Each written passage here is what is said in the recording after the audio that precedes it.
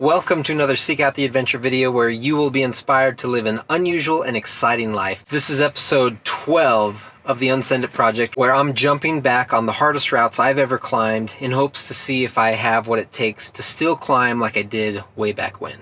Of the 14 original routes that are part of this project that mainly consist of a bunch of 512As, some 12Bs, and one 13A, I have officially unsent 9 of them. I have only resent 5 of them, so I still have a lot of work to do.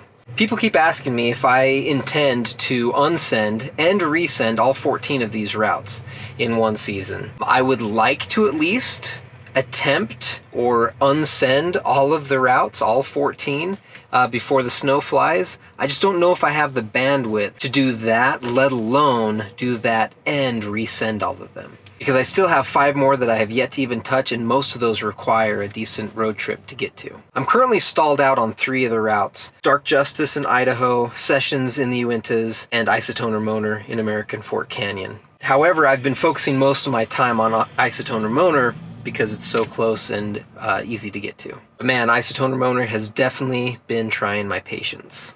So far this year, I've attempted Isotoner Moaner 10 times in 4 different sessions. When I first redpointed the route back in 2017, I ended up redpointing it, having attempted the route at least 7 times. I don't know what the official count was, but that was over 5 different sessions and over a long span of 3 different seasons.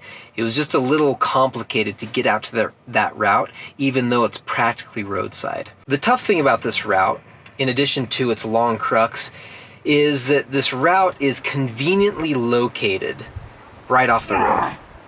You would think that this would make it easy to get to, but because it's at the division wall, which is conveniently located right off the road and people climbing it all the time, people are sick of climbing there. And so it's sometimes a hassle to try to get a partner that wants to go back to the division wall because they've already overclimbed that wall a bunch of times. So I've been resorting to a lot of bribery. I've been doing a lot of belay trades where I'll go out for a session and I won't even climb. I'll just be somebody's belay slave in hopes that they will continue to be my belay slave. Luckily, I've got a lot of good climbing partners and they're coming out and supporting me and belaying me, even if they have nothing to climb on that wall, or if it means that they're just going to be repeating the same routes over and over as well.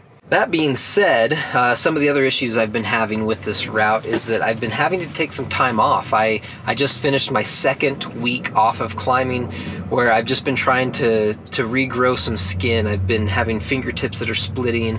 I also have a pulley issue going on in this finger, and I'm having some crazy like deltoid or teres minor issues with my shoulders.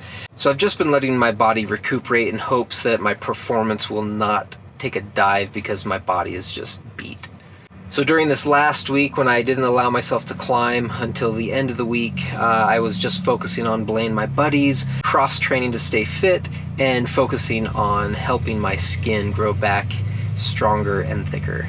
I'm keeping my spirits high and staying positive in hopes that this plateau is not going to get me down, because the last time I was on the route, I did see some progression. I raised my high point, and each of the attempts was just a one hang instead of some of the other attempts where at the beginning of the session I couldn't even top out on the route because the beginning part of the crux would just shoot me down. But now I think I've modified my beta. I know exactly what I need to do. Now it's just a matter of just not messing it up in very small ways that really just stops me from going to the top without falling. So I hope that in the next episode I have better news for you. Until then, I hope that this episode is at least inspiring you to pursue some of your own projects that motivate you to seek out your own adventure in your life.